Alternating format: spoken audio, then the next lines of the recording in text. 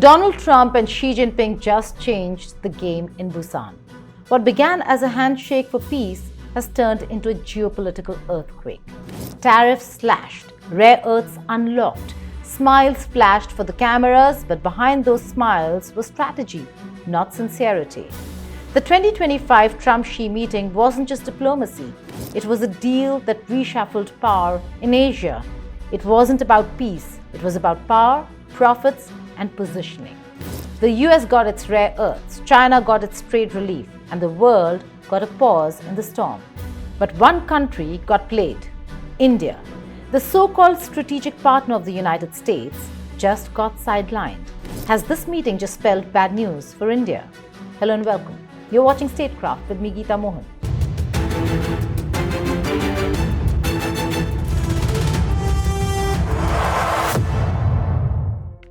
This was the first face-to-face meeting between Trump and Xi since Trump's dramatic return to the White House, and it happened in Busan, South Korea, on the sidelines of the 2025 APEC Summit. Behind closed doors, the world's two biggest rivals found common ground on rare earths, fentanyl, trade tariffs, and soybeans. Trump called it a 12 out of 10 meeting. Xi called it a new chapter. But what chapter is this really? Reconciliation or realignment?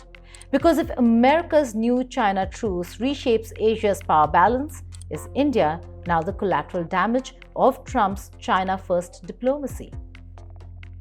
For over a decade, the US-China rivalry was the defining contest of our age: tariffs, sanctions, tech wars, and geopolitical shadow boxing. But in Busan, that rivalry hit pause. Trump and Xi signed what many call a tactical truce, a year-long rare earths deal, a rollback of tariffs, and mutual promises to restore stability. The message was clear: both nations needed breathing space. But for India, that space just shrank. Trump reduced tariffs on Chinese imports from 57% to 47%, giving Beijing the kind of economic oxygen it desperately needed. In return, China agreed to resume rare earth exports, the lifeblood of technology, defense, and renewable energy sectors. That one-year suspension of export restrictions was no small favor. It was a masterstroke of leverage. So the tone of the meeting seemed very friendly. There seemed to be progress on issues like fentanyl, on soybeans. There's been talk about moving forward on the TikTok deal, as well as the sale of advanced semiconductors. But whether they are the most advanced Blackwell chips from NVIDIA, that's not entirely clear. I wouldn't say it's a tactical pause. As you rightly point out, US-PRC relations since the mid-2010s has been going up. It has its ups and downs. Right now, things seem to be on a somewhat positive track. Whether that will change in the near future, that's anybody's guess, right? But this is the pattern that we've seen in US-China relations. They seem like they have an agreement, they seem like they have a framework agreement, and then one side or the other changes their mind, and we go back to more acrimony. And who could pay the price? India. Because while China got tariff relief, India's exports to the US still face barriers up to 50%. The math is brutal. China becomes cheaper, faster, and more competitive, while India stays stuck in the tariff trap.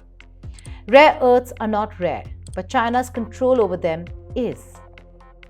Over the latter part of the 20th century and into the early part of the 21st century, production left the West and concentrated in China.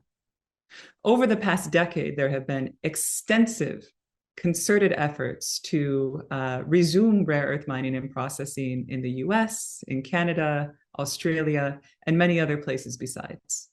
It has proven challenging, right? Not least because rare earth mining and processing, or rare earth processing, is energy intensive, environmentally intensive, and when you're trying to resume an industrial process in a place that hasn't had it for 20 or 30 years, there's a lot of catch-up that needs to happen, right? A lot of the expertise for refining and processing is currently in China.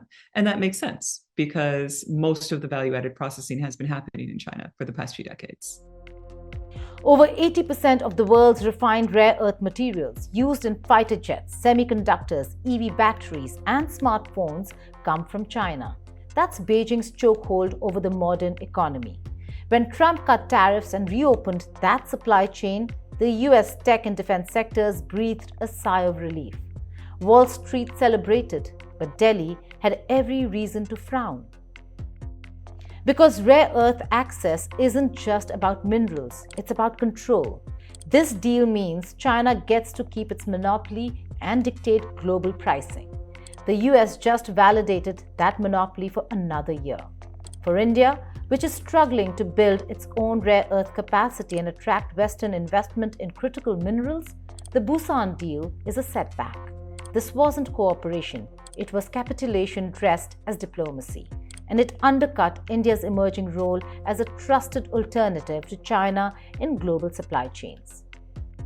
Just as there are deep structural differences between the US and China that are going to impede any major attempt at a reset, I believe there are structural convergences between the US and India that, despite the current set of tensions that the US and India have been navigating, that fundamentally, on an economic, on a technology, on a strategic and security basis, there's a lot more that brings the United States and India together than that divides us.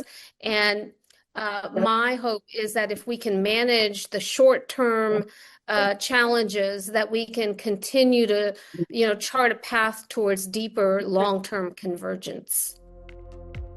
For years, India was told it was central to the US's Indo-Pacific strategy, the linchpin of the Quad, the democratic counterweight to China. But the Busan meeting told a different story. While Trump praised Xi as a tremendous leader, India wasn't even in the room, not mentioned, not consulted, not prioritized. Look, I understand the consternation that our friends and counterparts around the world have felt with respect to the trade negotiations. We lived previously in a world where we used the World Trade Organization to create perhaps a global tariff regime.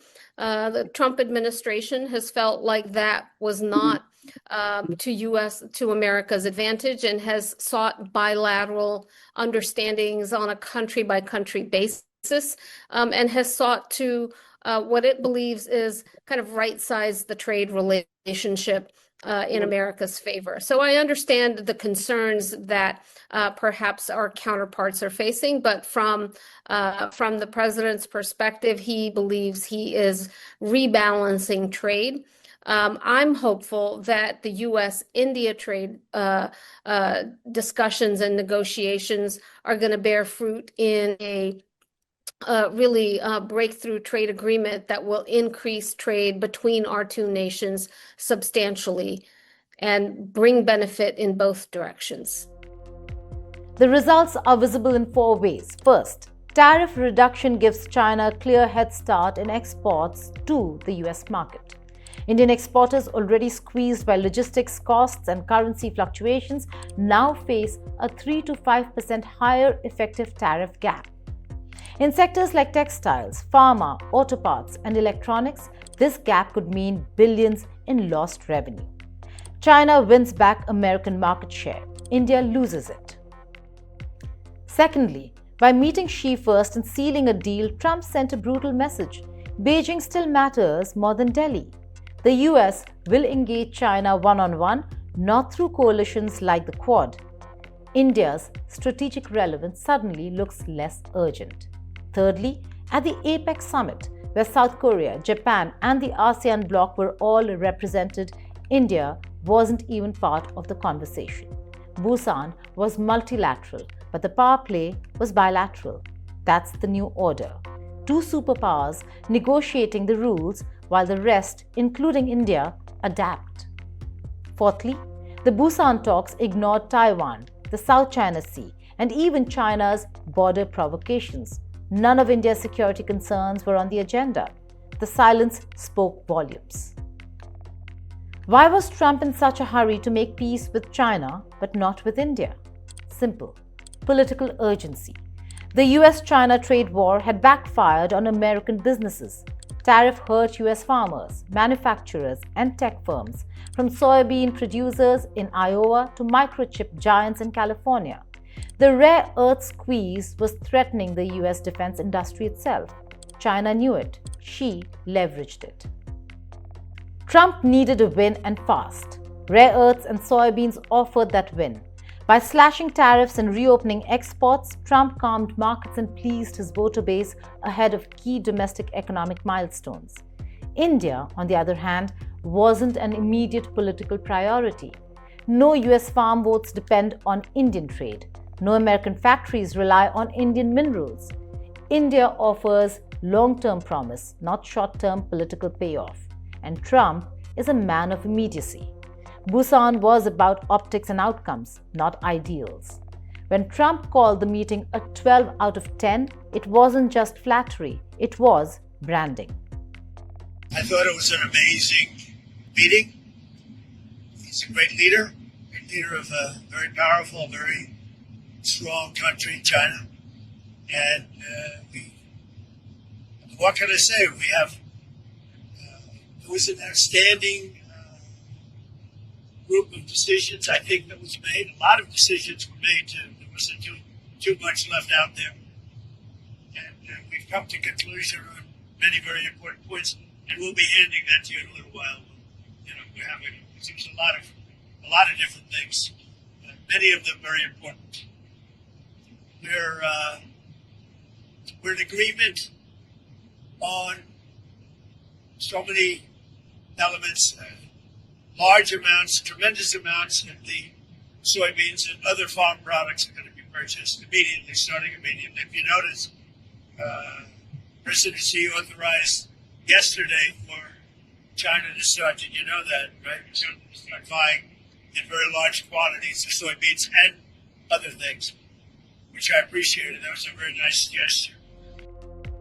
He needed to project control. After years of calling China a thief and manipulator, Trump turned around to praise Xi as a great leader. Why? Because this deal lets Trump say he tamed the dragon not through war but through winning negotiations. For Xi, it was perfect theater. China looked magnanimous, reasonable, even cooperative.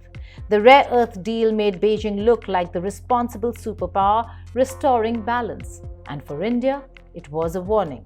Washington's loyalty is transactional. If a deal with China serves US interests today, India's friendship can wait until tomorrow.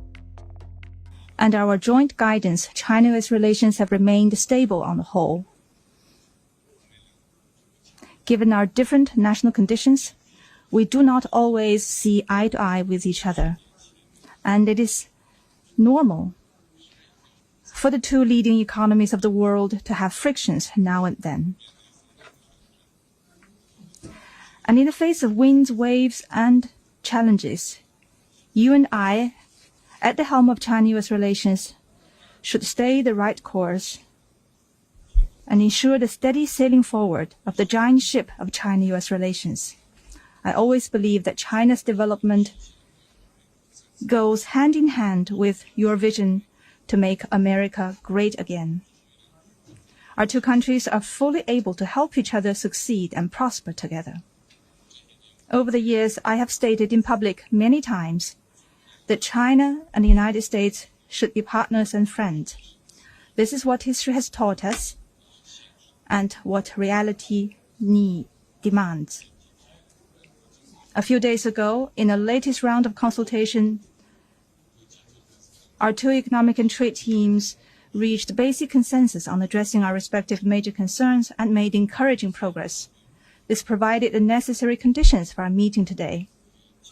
Mr. President, I am ready to continue working with you to build a solid foundation for China-US relations and create a sound atmosphere for the development of both countries.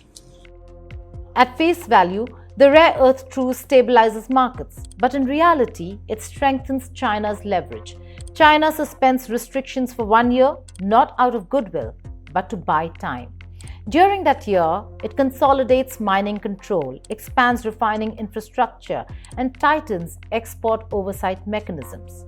Meanwhile, the US grows more dependent again.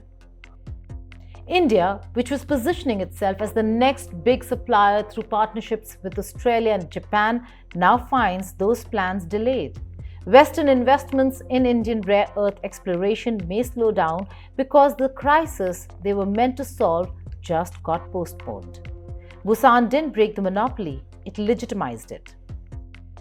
Another part of the deal was fentanyl, a crisis that has devastated America. Trump agreed to reduce tariffs on fentanyl-related products from 20% to 10%, and China promised to tighten regulation. It was hailed as a humanitarian success, but this too had economic undertones.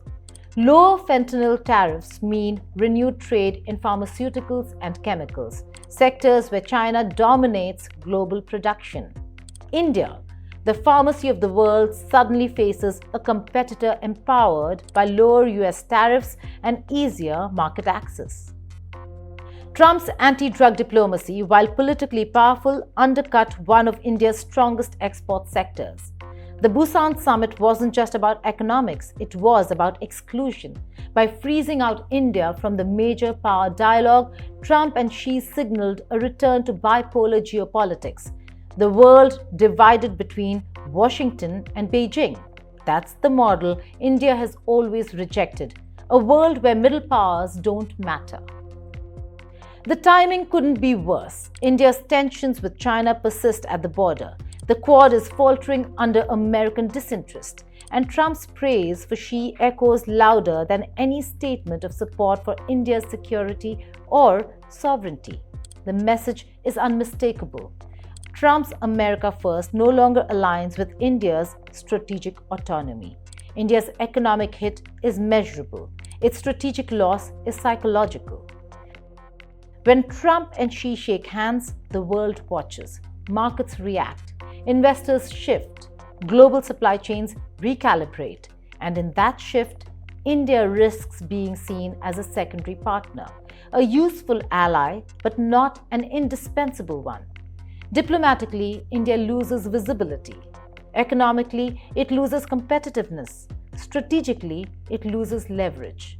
Busan was more than a summit. It was a signal that the next phase of US-China relations will be decided without India's input. Trump's urgency with China compared to his patience or neglect with India can be summed up in 4 truths. The US-China trade volume dwarfs US-India trade. Fixing China yields faster domestic gains. US industries depend on Chinese rare earths. India can't replace that yet. A deal with Xi makes headlines. A deal with Modi makes policy. Trump prefers headlines. China had bargaining chips, rare earths, soybeans, fentanyl control. India had principles. In Trump's world, leverage beats loyalty. That's why the Busan meeting was not just about diplomacy, it was about desperation. For New Delhi, this is a wake-up call. The US has shown that its alliances are transactional. China has shown that its economic weapons are still powerful. The question is, how does India respond? It has 2 options. Chase trade deals with Washington on American terms or double down on strategic autonomy by diversifying partnerships. Europe, ASEAN, Africa, and the Global South. India must now turn marginalization into momentum, accelerating domestic rare earth production, building alternative value chains, and reclaiming its role as a rules shaper, not a rule taker. Because Busan didn't just expose the cracks in US-India ties, it exposed the illusion of equal partnership. The Trump-Xi Busan meeting may have calmed the markets, but it unsettled the balance of power. Tariffs down, rare earths flowing, smiles all around. But beneath the optics lies a harsh truth. The US just gave China breathing space and took it from India. The 12 out of 10 handshake between Trump and Xi wasn't a triumph of diplomacy. It was a reminder of hierarchy. In the great game of global politics, India's friendship is valuable, but China's leverage is irresistible. The Busan Summit will be remembered as the day Trump hit reset with Xi and left India hanging on hold. While Trump and Xi make peace in Busan, who will stand up, or how will India stand tall in the new world order they just built? Thank you for watching Statecraft.